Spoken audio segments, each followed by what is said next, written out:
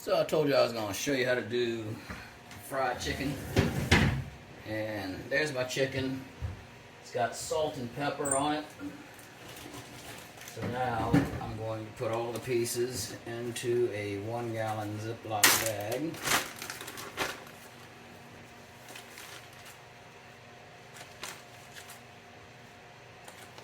I am trying to arrange them so they're nice and tight. I hope you can see that. I can't remember where the camera's pointing. My apologies if it's off. So, like that. Wash my hands. A little soap. Then,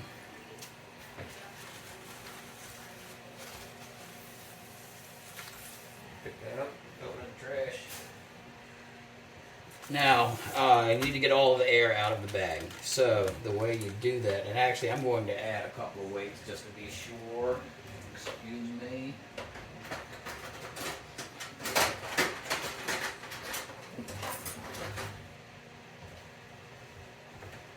These are little rubber coated weights you can buy on the internets.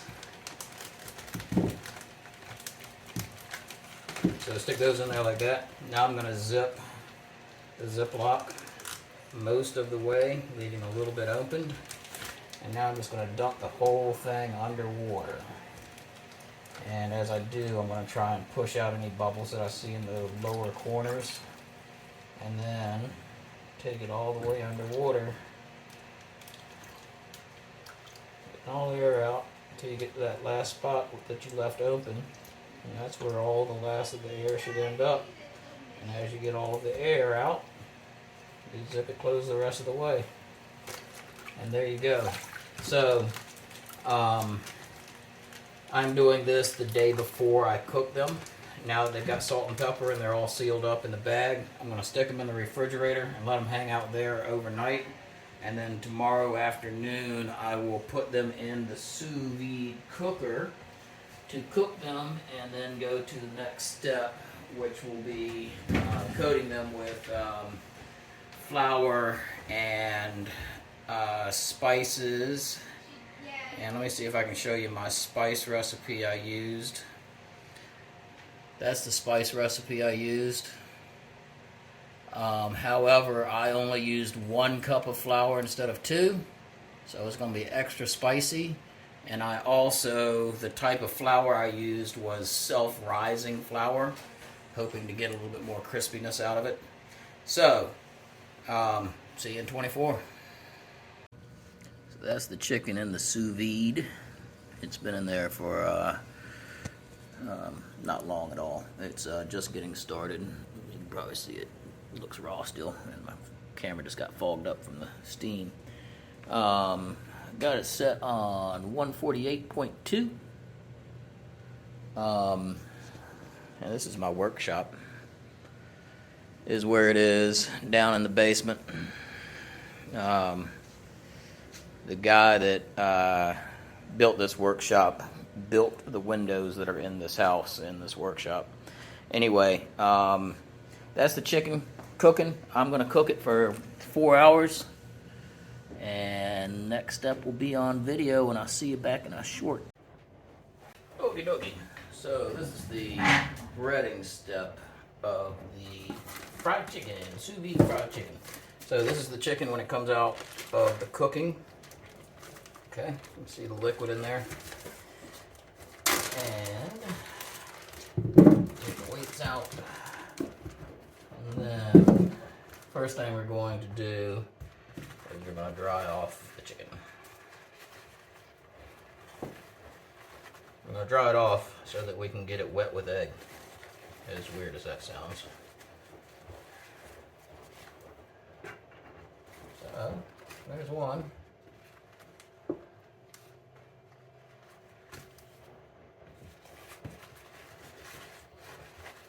I got 2 paper towels for each chicken wing.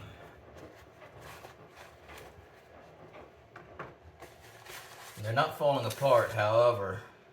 See the liquid dripping out? So, whenever I talk to people out on the street about this, and I tell them what temperature that I'm cooking it to, and that temperature is not 165, which is the number everybody has memorized, because the government wants to make it as easy as possible. I tell them about pasteurization. So this is the pasteurization chart, and you can see that we're cooking even above 145, and you need to have it at that temperature for 9.2 minutes is all, and we're doing this for 4 hours. So yeah, we're all good, dude. No problem. But pasteurizing is literally what we're doing by holding it at a temperature for a prolonged period of time. That is, by definition, pasteurization. It's how they make your milk safe, the exact same way. So, there you go. See the liquid dripping out of that one too. So they are definitely actively cooking.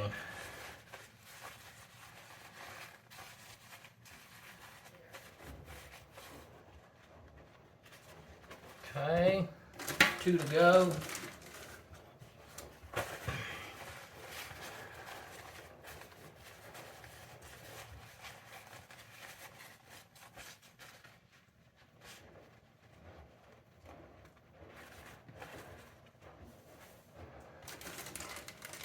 This is the last one.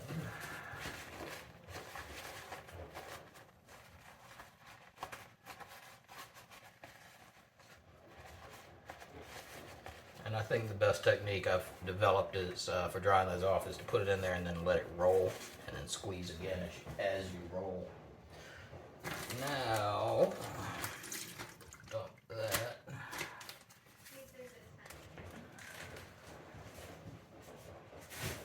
The bag is trash. Now to wash my hands. Wash my hands so I can get a whole bunch of egg on it and stuff. What do you think? Good idea?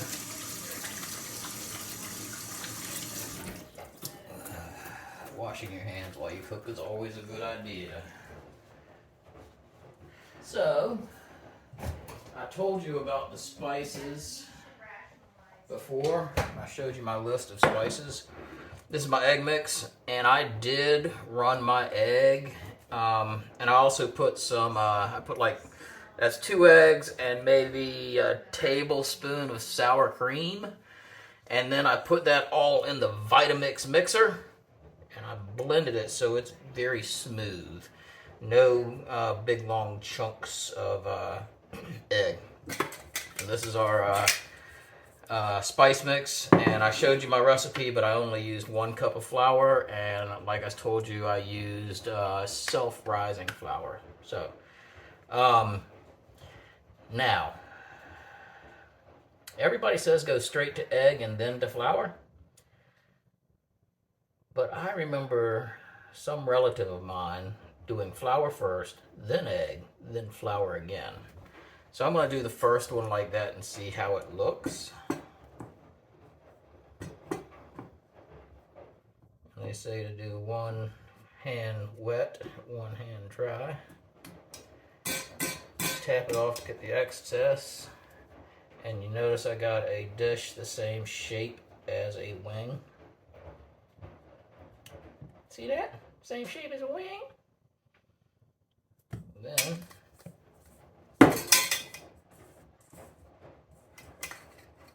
roll around as much to stick as possible. And then put it right down. Alright, let me try one straight into egg and see the difference.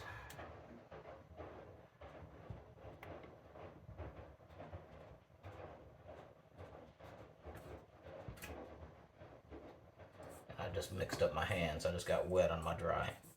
Just got the egg on my dry hand. Oh well.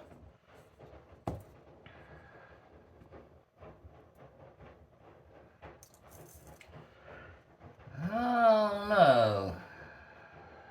I think it should be flour, egg, flour. So that's what I'm going to do. Flour, egg, flour.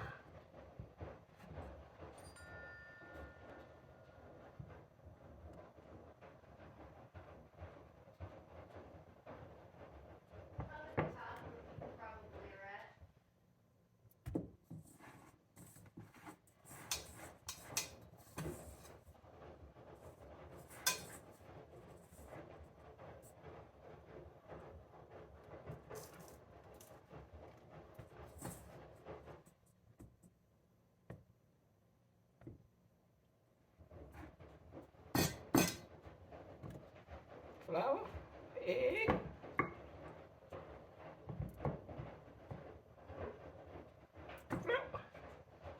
And damn it, I mixed up my hands again. So I'm gonna go ahead and wash. I can't keep doing that over and over, or it's gonna get real nasty fast.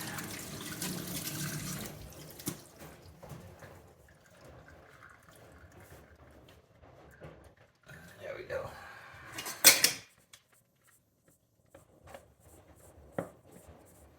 That's the best way to do it right there.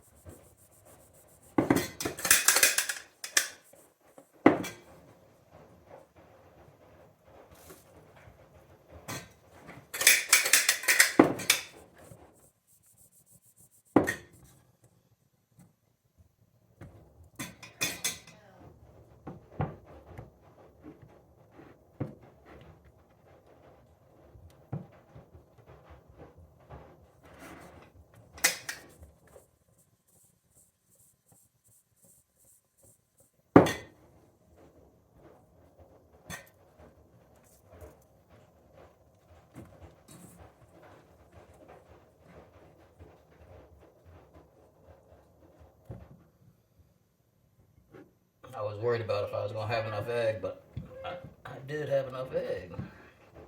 So 2 eggs is enough for, I think I had 7, I think is what I had.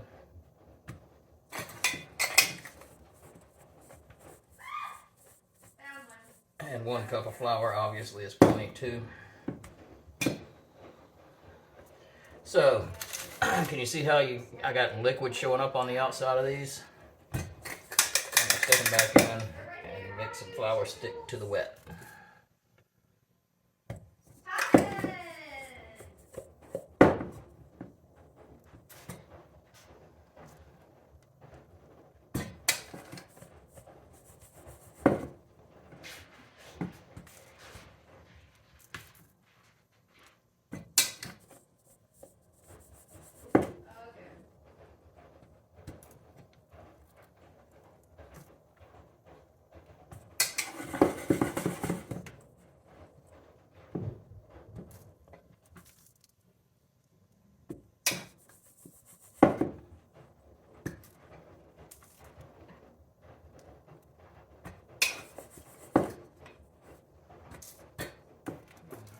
This is the last one to get a second coat. Alright. Still seeing some more liquid show up on there, but we're going to let it roll like that. I'm going to let these sit for, well, I'm going to let them sit for as long as it takes to heat up the oil, which is about 15 minutes. So, because I forgot to turn on the oil. I had meant to turn the oil on before I started doing this, but seeing as how I have some flaws in my cranium, it did not get done. So that's that step. Next step coming right up, and I'll be back with you momentarily. All right, so we're almost done. This is the frying step. So I got 7 pieces, so I'm gonna do 1, 2, 3 on that side, 1, 2, 3, 4 that side. Wash hands again.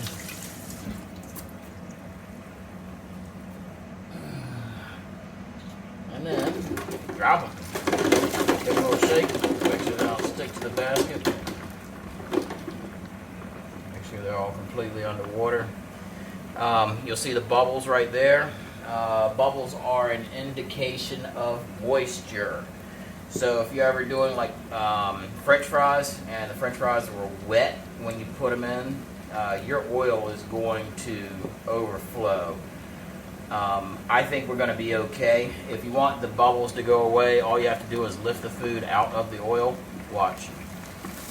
Wham! Bubbles just go away completely, instantly. And then put it back in. I'm going to start a timer just because people like to be told how long. I should have started the timer sooner. So there's my stopwatch. I don't know if we'll be able to see it.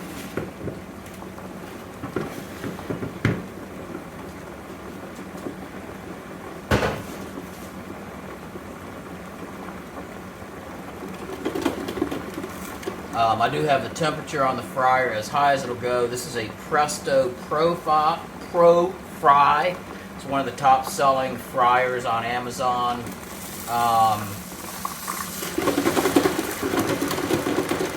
And it's been in there all of about 1 minute, and they're already looking nice and crispy. Like I said, I got to set at 375, which is as high as the temperature could go. And I'm going to say it's probably going to be maybe... It was probably in there for 1 minute before I started the timer, and I'm probably only going to let it go to 2 minutes because I think they look stinking beautiful.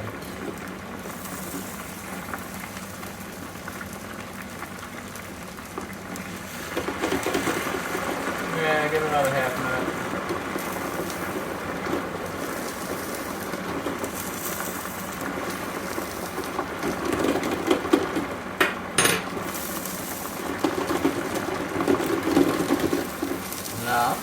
I'm calling it.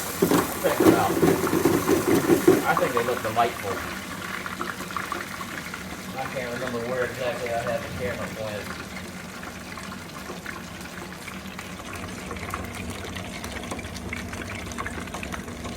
That looks good, dude. So I'll give you another close-up view as we are doing the taste test. But I'd say 2 minutes 15 seconds is the time, maybe 2.5. That's it. Because all you're doing is browning the breading on the outside. So there you go. So let's talk about time. How much time is in this cooking project? So when I brought the chicken, let's say it was thawed. I actually had to thaw it, but let's not say that. Let's say I brought the chicken home raw from the refrigerator, just like usual. Salt and pepper. Wrap it up, put it in the bag, put it under water. I'll say that's 5 minutes at most. And then take it downstairs, put it in the water bath. That took all of about, to fill the water bucket up and put it in the bath. I'm going to say 3 minutes, so we're up to 8 minutes. You just saw the amount of time that I took cooking it. It says that this video has been 4 minutes. So, what did I say? 8. That's 12 minutes worth of work. And I got fried chicken. And there it is. Me and the boy are going to taste it.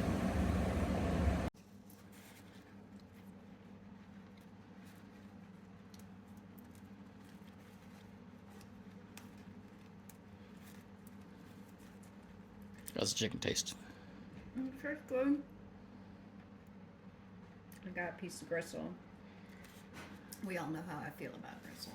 Well, I think your rule is no food that has bone in it, and that's that's about as bony as it comes. So I don't expect you to like it because it has a big old fat bone going through the center. Mm-hmm. But what do you think of? It's very tender. Yep.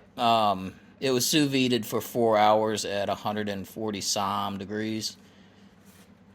Okay.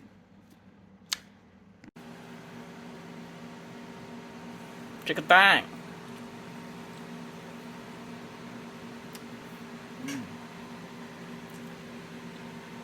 That's really good.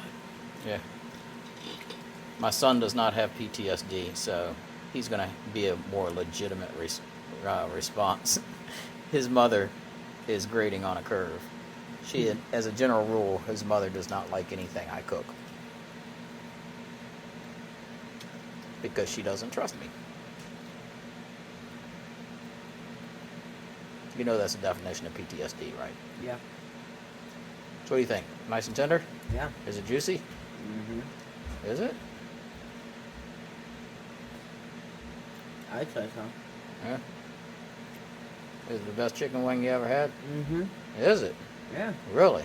All the chicken wings you eat. Yeah. And this is the best one. Probably. Right? You do nothing but eat chicken wings, right? Sure. I've never seen you eat a chicken wing before in my life. I've eaten one. Well, actually, yeah, you had chicken wings at over Christmas. Yeah. So you think that's a good way to go? Yeah. Definitely. I was telling people it took me less than 15 minutes to make those chicken wings. Really? Yep. Damn. It took me about 3 minutes to put the salt and pepper on it before I packaged them up. Mm-hmm. Took me maybe 5 minutes to get the water ready. Another 3 minutes to get the water I cooked it in ready. And then took all of about 2 or 3 minutes to fry it. Yeah. And maybe 5 minutes to put the flour on it and stuff. Yeah. How are the spices? They're really good.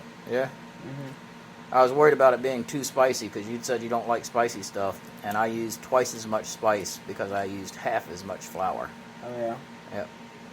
It's definitely not too spicy. Is the breading crispy on the outside? Yeah, it's very crispy. Is it?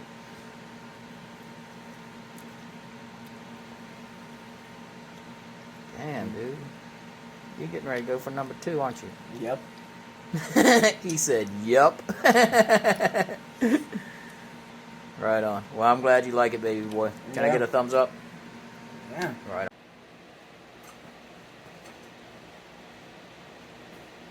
So I guess this is my reaction to it.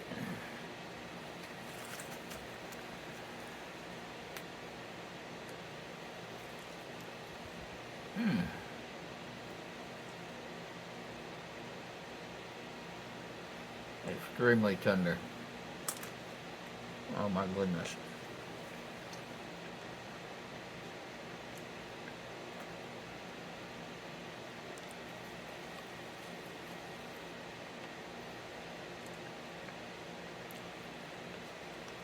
Yeah, and that the time we talked about for frying, I don't remember what it was, like 2 minutes or whatever, very little. It was plenty enough. Hey, you see how much moisture's in there? It's very moist. Mm-hmm. Damn, that's good. Yeah. That is awesome.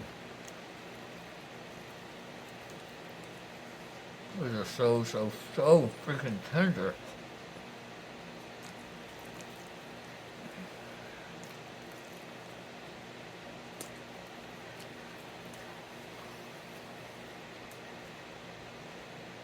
Yep. 4 hours at 100 and whatever I said. 140 whatever. And 2 or 3 minutes fried. That's it. Hope you enjoyed the video. Please give it a like, thumbs up. If you don't like it, give it 2 thumbs down, just so they know what you're talking about.